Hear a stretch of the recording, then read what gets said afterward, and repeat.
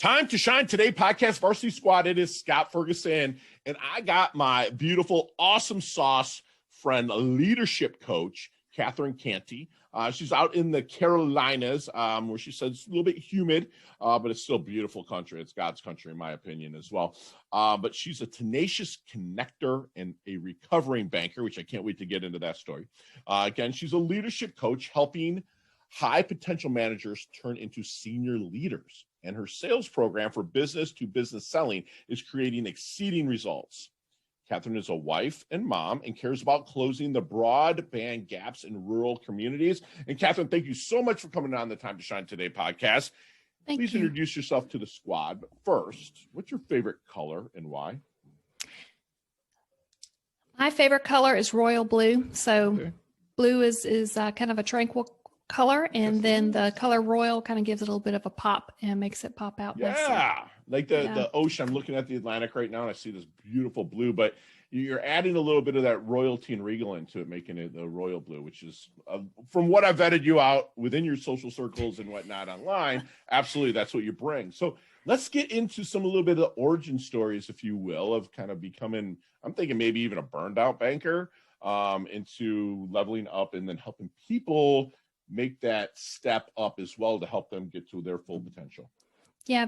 Thank you, Scott, first for having me on the show. I'm excited to be here. And 20 years in banking, it's been good to me. So, everybody wants some dramatic story that there was a blow up, and there was nothing traumatic. It was just time for me to keep learning and keep going. And I had kind of reached the max where I was. So 20 years allowed me to travel around the country and help other people grow their business, which is awesome.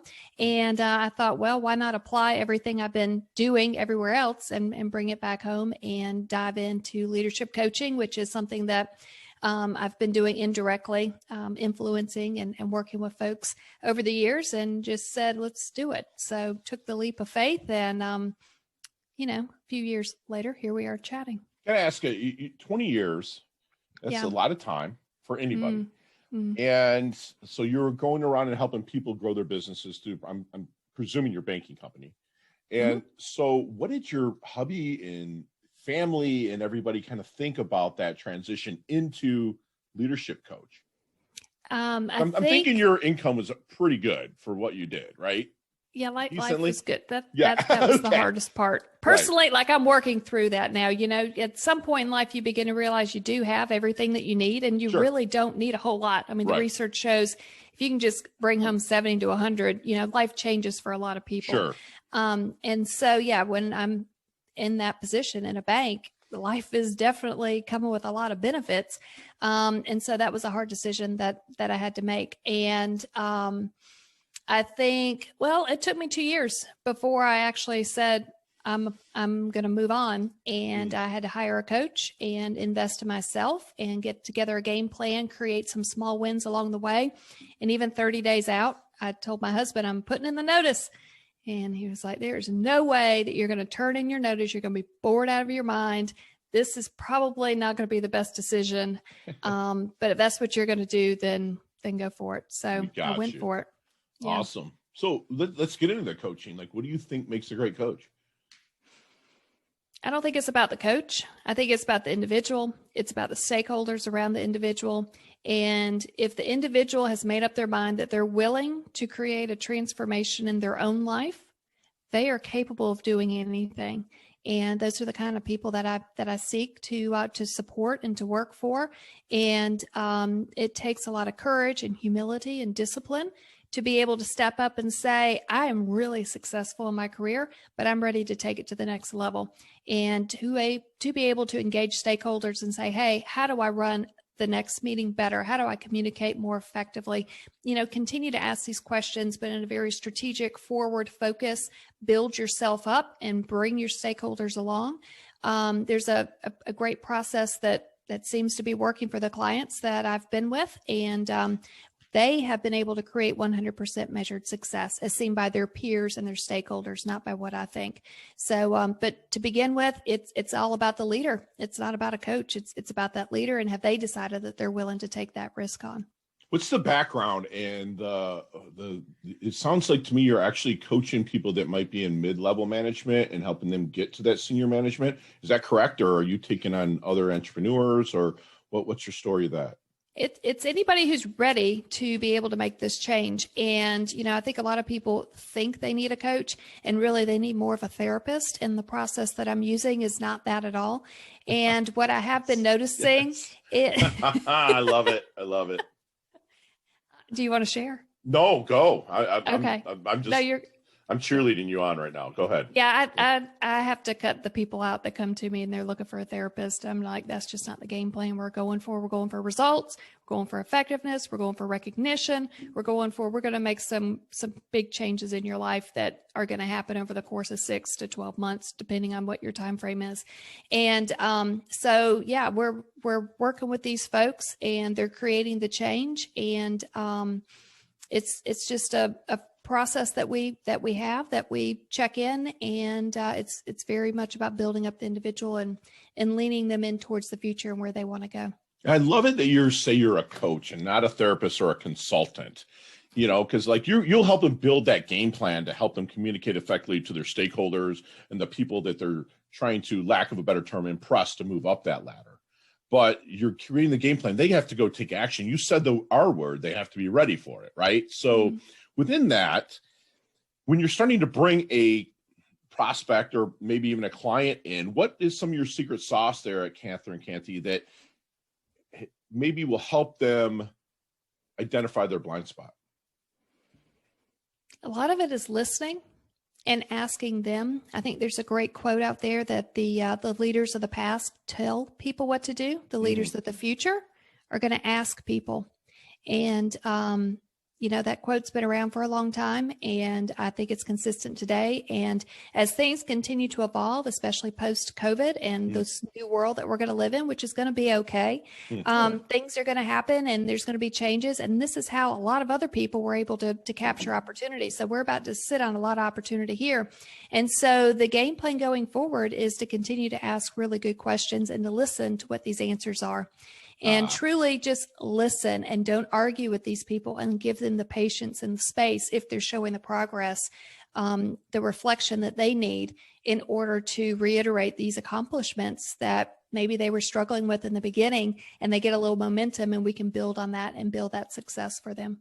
Love it. So while you're bringing somebody into your process at Cantey, is there any good question that you wish they would ask you but never do? That's a really good question. It's time to shine today, baby. We're just getting started. This is awesome. A really good question to ask me.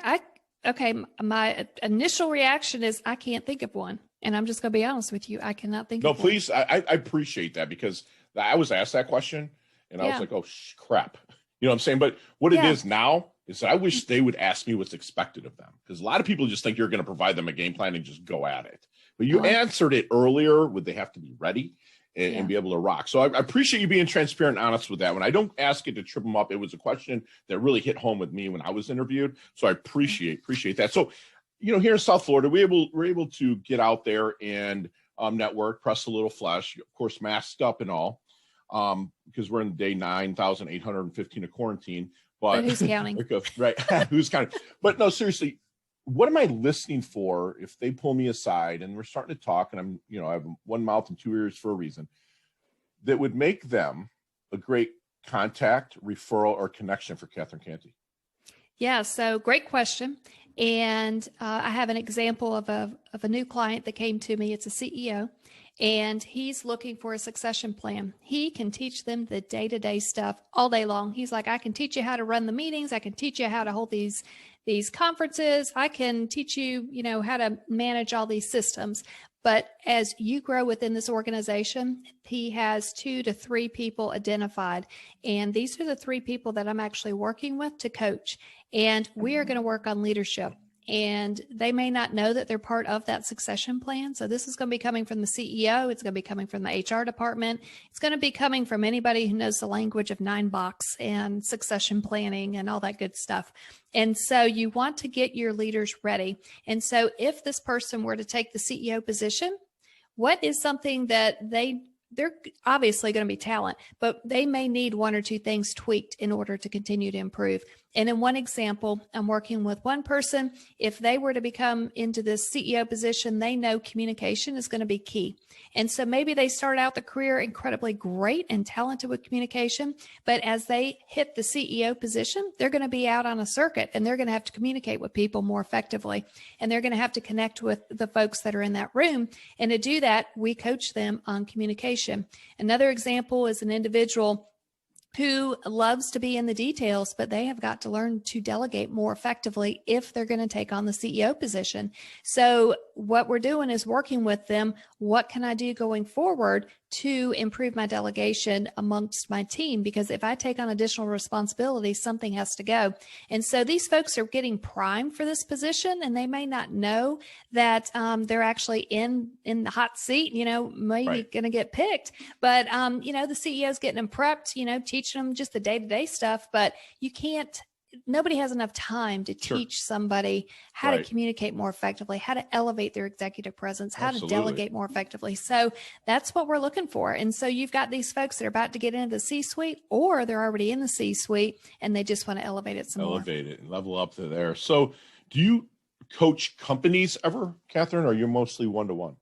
Yeah, so I'm actually doing both. I'm working with individuals, and I'm also working with groups. I've worked with a group of 16 individuals, and they were extremely high potential talent. They needed to be tweaked on, just a few opportunities in order to get them ready for the C-suite. Within that 16 individual 6-month team engagement, 100% of these folks created measured success as seen by their peers and stakeholders. Sure. 2 of them were actually promoted into that C-suite role as a result, because when COVID hit in the middle of this, they had full staff. Everything was beautiful. Everybody, nobody was going to age out or anything, but stuff happens that were unexpected, and they had these folks groomed and ready to jump in. And I love that. So when you're going in, it's a lot of times it's the top dog the CEO brings. I know with myself, I coach some bigger companies. Let me ask you your opinion on this. When you bring you in, the CEO probably brings you in, or someone around that level, right, to coach up their team. You always have that one guy that's below the CEO who his ego is bam, right? How do you handle him? I love that. So back when I was in banking, I'll just share a story. And please. I don't even know I think it's applicable. So I took in a bank position where I was the second female in 100 years to ever take this customer facing position. And I was told that it was going to be darn near impossible to get 5 stars out of 5 stars for your personal rating for managing these very difficult accounts. And I went around the country, sat in a bunch of boardrooms, and we know what boardrooms look like. So it's going to be challenging. There's going to be different personalities, et cetera. I went out there and listened to the people that were in the boardroom. I listened to their leadership team. I listened to the people that were at the front of the bank. I think it's real important to listen to what's going on, to watch what's going on. Within 90 days, we happen to have a personal assessment, because that's just when they happen to drop, was my 90 days within there. And I remember my manager came in, closed the door, and said, first he started laughing. He said, "I don't even know how you did it." Right. I said, "Well, oh, God, help me now. Well, now what did I do?" And he said, "You actually got a perfect 5 out of 5 for these relationships that we just assigned to you. And it took me 10 years to do it. So this is pretty amazing. You're able to accomplish that within 90 days. And they also held on to me the fact that I didn't have a big agricultural background, and I was able to connect with people who were not like me in order to, figure out what the true need was and bring it back and communicate it. So sometimes there's, I hate to say it, but it's just something that, they're going to be there. And at times I can feel that body language that I just need to walk away from them and give them some space. Yes. And then there's other times where I just need to say, "Hey, Scott, I appreciate your opinion, but I just need you to kind of temper down a little bit while we're going to work through this process." I love that you, and also keep them included on everything that they need to be included on, because sometimes they think that they're going to be replaced. So no, I appreciate that. So I probably am a little bit older than you, but have you ever seen the movie Back to the Future? I love that movie. Okay. So let's go back with Marty McFly in that DeLorean. Okay. Let's go back to the, say, 22-year-old Catherine Cantey. It might not have been Cantey then. Let's go back to 22-year-old Catherine. It was actually just a new Cantey. I Okay, had just great. gotten married. Crazy Beautiful. as anything. Right. So, okay. So let's go back. And what kind of knowledge nuggets, that's what we call them here at Time to Shine today. What kind of knowledge nuggets are you dropping in that 22-year-old Catherine to help her level up, blast through, maybe shorten that learning curve just a little bit? Stop being so hard on myself. Yes. Yes. Would she have listened? Yeah, thank God she did, because I got fired more times than I can think of when I was 22 coming out of college. And I had a 4-year degree and I'm somewhat intelligent. Right. And at these jobs, I mean, it just was not clicking and I wouldn't give up. Right. And just crazy stuff happens. And either I needed to leave or it just wasn't going to be a fit. And I was just like, ugh. And so it was really hard and painful coming out of college and being able to find my way and find that position that was going to make an impact. And yeah, just be kind to myself and know it's going to work out. And thankfully it has. Knock on wood. It'll keep rolling. Love that. Love that. How do we say this? How do you want Catherine's dash remembered? That little line in between your incarnation date and your expiration date, your life date and death date. How do you want Catherine's dash remembered? She helped other people. Yeah. I kind of see you kind of what you went through, kind of sliding into home plate with a sports metaphor, kind of bumped and bruised along the way, but helped as many people as you can. Is that true? That's my goal. Yeah. Good for you. Yeah. Dive head first, baby. I love it. I love it. So what keeps you up at night, Catherine? My brain does not stop. Like it is clicking and thinking and just going 24/7. And it could just be running various projects that we've got going on. It could be just different work projects that are going on.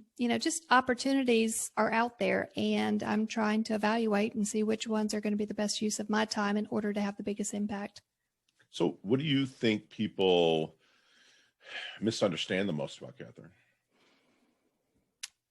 Quiet and understated, probably before they begin to speak with me and listen. So I know right now, Scott, this is probably pretty strong and we're just kind of firing back and forth. Yeah. But they sure as heck do not see this coming. They don't. And that's awesome. And it's even harder. And I hate to bring this up. I mean, it's like, if you're watching on YouTube or any of our channels, she's a beautiful woman.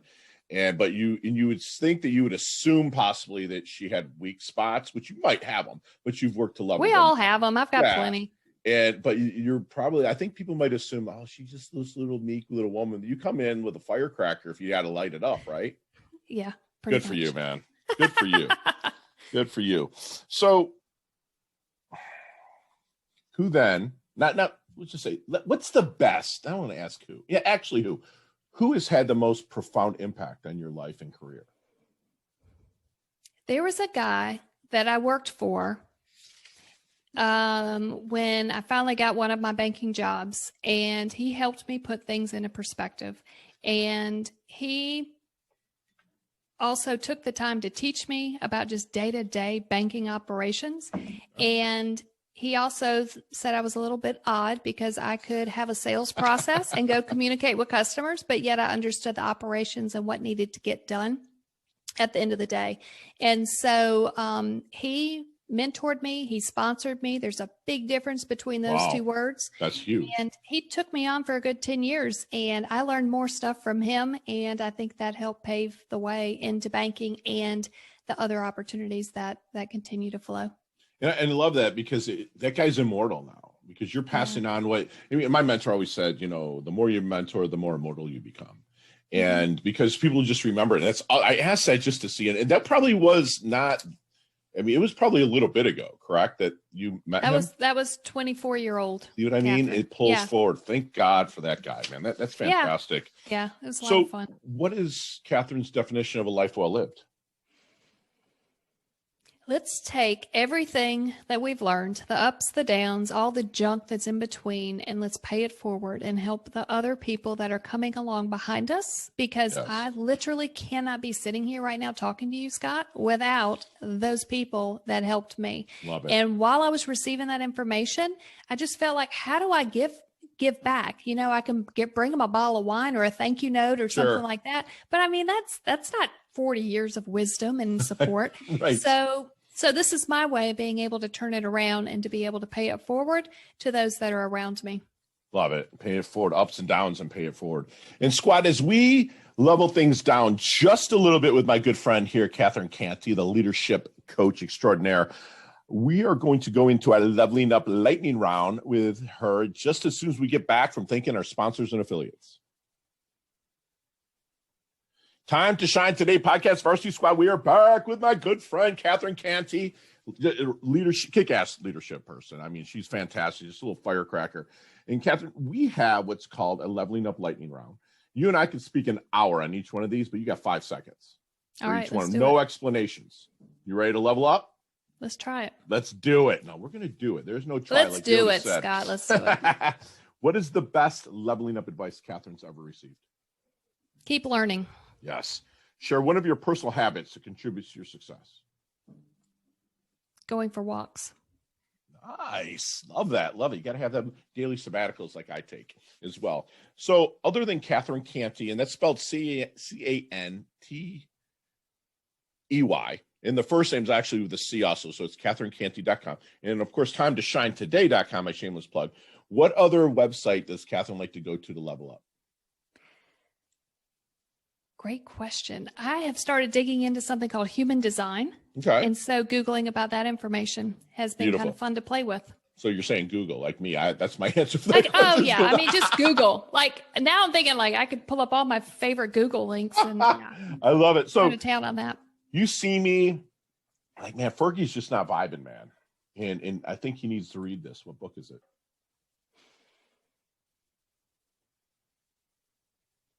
Think and Grow Rich. Yes, Nappy Hill, man. Love it, love it, love it. What's your most commonly used emoji when you text? Just a smiley face. Smiley face? Love it. Yeah. Don't lie to me on this one, Cantey, okay? You ready? If you could stay one age physically for the rest of your life and keep the wisdom you've garnered and continue to gain and learn knowledge, what age physically would you stay for the rest of your life? I'm 44 and this is the age. Really? Okay. Yeah, I like it. Because I'll be 50 and I say 32 all day just because I compete in combat sports my whole life. And it was like, dude, it was so much easier to get out of bed. But I still compete to this day. So it's like, I'll take my 32, but I appreciate you being honest with it. Favorite charity and or organization you like to give your time or money to? New Day on Mill with Kershaw County United Way. They help 95% of the women and children go from homelessness into permanent housing, and they've been doing that for the past 10 years. Awesome. And Donnie, make sure you email Catherine for a link to that so we can put it in the show notes. Okay, buddy? Awesome. And last question, and you can elaborate on this one just a little bit, but what is the best decade of music? 60s, 70s, 80s, or 90s? I like the 80s. Me too, man. Big hair, don't care. Love it. There's so much that happened in the 80s. I mean, you had disco phasing out, but it kind of rolled into big hair, don't care. You had glam rock, metal, rap, like the YouTube. Little country. Yeah, country. Yes. Yes, absolutely. The 80s and 90s country is, to me, the best. I mean, me and my fiance, we listen to the 80s and 90s country like every night over dinner. It's kind of crazy. But how can we find you, Catherine? My website is CatherineCantey.com. Okay. And I'm also on LinkedIn, but my website, CatherineCantey.com, is the best way. Love it. And we're going to put all her links in the show notes. And Catherine, if you would, my friend, leave us with one last knowledge nugget you want us to take with us, internalize, and take action on. Keep listening, keep learning, listen to the podcast, read the books, get the audio versions. The answer that you are looking for is in that book or in Google, and it's waiting on you to go do something great. Take that action, squad. We just had the privilege of having a free masterclass with my awesome sauce friend, Catherine Cantey, who believes that small wins, what we say here at Time to Shine Today, is inch by inch, it's a cinch. By the yard, it's hard. And you bring on someone like Catherine to help you. She's going to help you create those small wins with an awesome game plan that you must take action on. She will tell you also that she just said, keep listening and keep learning. Things will start to pan out. She'll say a great coach listens intently, not just with her ears, but her eyes. She's looking at your actions. She's looking at everything and reading. A great coach is going to read that and help and also communicate effectively to you and help you communicate effectively. So if you're mid-level management and you want an introduction to Catherine to help you level up to that next level, Catherine will help you with your stakeholders and everybody else within your company. Don't be so hard on yourself. You know, she would say that to her younger self, and I'm saying that to you all the time. Enjoy this journey. Remember, it's progression over perfection. You know, go out and get your asking gear. Ask for the help as you need it, but don't be so hard on yourself when you're not attaining everything right away. And again, I'm a broken record, but inch by inch, it's a cinch. By the yard, it's hard. So go out, get your asking gear, and do things inch by inch. And she will always be remembered as through the ups, downs, bumps, bruises, she paid it forward. Catherine levels up her health. She levels up her wealth. She's an awesome family mom, wife. She is part of the Time to Shine Today varsity squad. You earn your varsity letter. Thank you so much for coming on, Catherine. I can't wait to collaborate in the future. Thank you, Scott. I really appreciate it. You bet. Talk soon. Thanks.